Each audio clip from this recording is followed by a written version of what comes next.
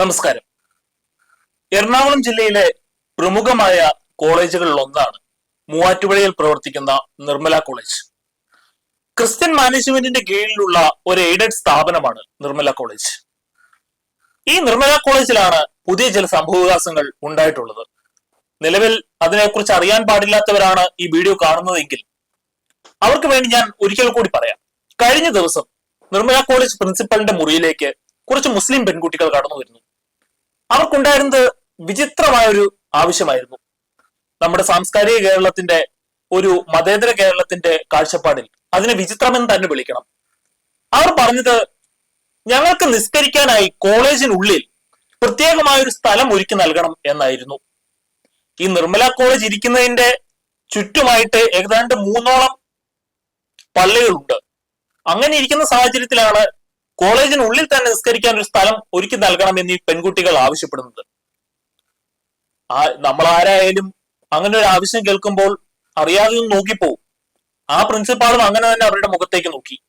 എന്നിട്ട് പറഞ്ഞു, കോളേജ് നിസ്കരിക്കാനുള്ള ഇടമല്ല, ഇവിടെ പഠിക്കാനാണ് വരുന്നത്. നിങ്ങൾക്ക് നിസ്കരിക്കണമെങ്കിൽ പള്ളിയിൽ പോയി നിസ്കരിക്കാം. ക്ലാസ്സിനിടയിൽ പള്ളിയിൽ പോയി നിസ്കരിക്കാനുള്ള സാഹചര്യങ്ങൾ ഉണ്ടാക്കാം എന്നും പ്രിൻസിപ്പാൾ പറഞ്ഞു. എന്നാൽ കുട്ടികൾക്ക് അത് പോരാ, കോളേജിനുള്ളിൽ തന്നെ പ്രത്യേകമായി നിസ്കരിക്കണം എന്നൊരു ശാഠ്യം. ഈ ഒരു ശാഠ്യത്തെ തുടർന്നാണ് കുട്ടികൾ പ്രിൻസിപ്പാളിന്റെ മുറി ഉപരോധിക്കുകയും അവിടെ ഒരു സമരത്തിന് ഒരുക്കി കൂടുകയും ചെയ്യുന്നത്. ഇതിനേക്കാൾ കൂടുതൽ വിചിത്രമായ ഒരു നടപടി എന്താണെന്ന് വെച്ചാൽ, ഒരു മതേതര സമൂഹം, ഒരു പുരോഗമന സമൂഹം ഒന്നാകെ അപലപിക്കേണ്ട ഇത്തരം ഒരു ആവശ്യത്തിന് കുടപിടിച്ച് മുന്നിൽ നിന്നത് തന്നെ കേരളത്തിലെ പ്രധാനപ്പെട്ട ഇടതുപക്ഷ പാർട്ടിയുടെ യുവജന സംഘടനയായ SFI ആയിരുന്നു. SFI മാത്രമല്ല, MSFും ഇതിന്റെ കൂടെ ഉണ്ടായിരുന്നതായി പറയപ്പെടുന്നു.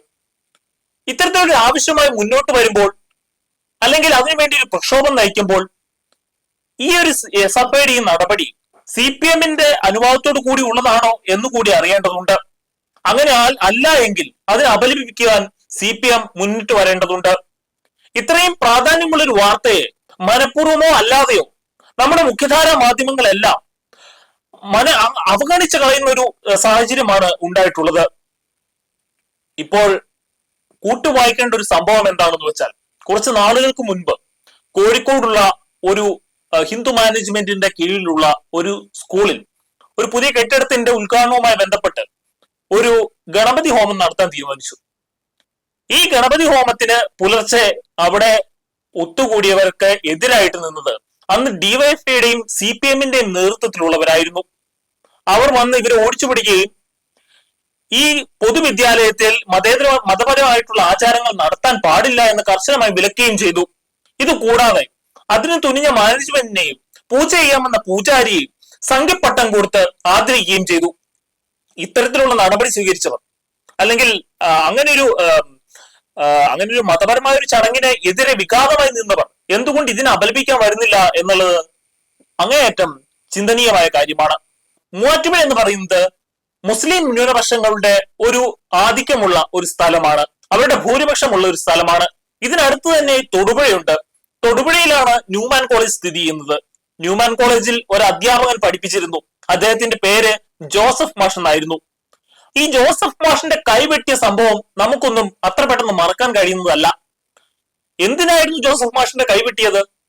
മുഹമ്മദിനെ ദൈവനിന്ദ ആരോപിച്ച്, അല്ലെങ്കിൽ മതനിന്ദ ആരോപിച്ച്, മതനിന്ദയോ ദൈവനിന്ദയോ അല്ല, അതിനേക്കാൾ കടത്തി മുഹമ്മദിനെ നിന്ദിച്ചു എന്നാരോപിച്ചാണ് എതിർദിശയിൽ നിന്ന് അദ്ദേഹത്തിന്റെ കൈ വെട്ടിമാറ്റിയത്.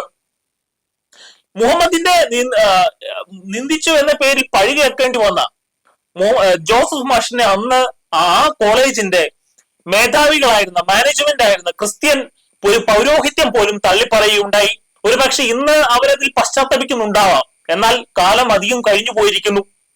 ജോസഫ് മാഷിന് സ്വന്തമായി ഉണ്ടായിരുന്ന കുടുംബം നഷ്ടപ്പെട്ടു, ജീവിതം വല്ലാത്ത ദുരിത കയത്തിലേക്ക് പോയി. എന്നിട്ടും ആ മനുഷ്യൻ തളരാതെ പിടിച്ചു നിൽക്കുന്നുണ്ട്. ഇത്തരത്തിലുള്ള ഒരു കാര്യങ്ങൾ നടന്നൊരു സ്ഥലത്താണ് വീണ്ടും വർഗീയമായിട്ടുള്ള, അല്ലെങ്കിൽ ന്യൂനപക്ഷ വർഗീയതയുടെ തലപൊക്കൽ ഉണ്ടാവുന്നത്.